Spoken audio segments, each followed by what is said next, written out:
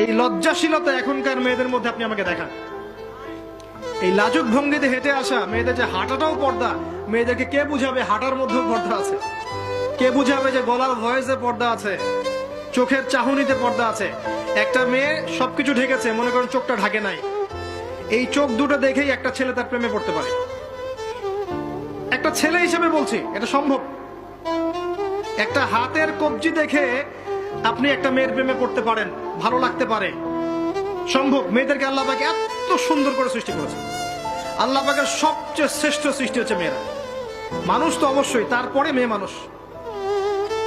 এই নারী আপনার হয় জান্নাতের মাধ্যম হবে, অথবা আপনার জীবনের সবচেয়ে বড় ফিতনা হবে।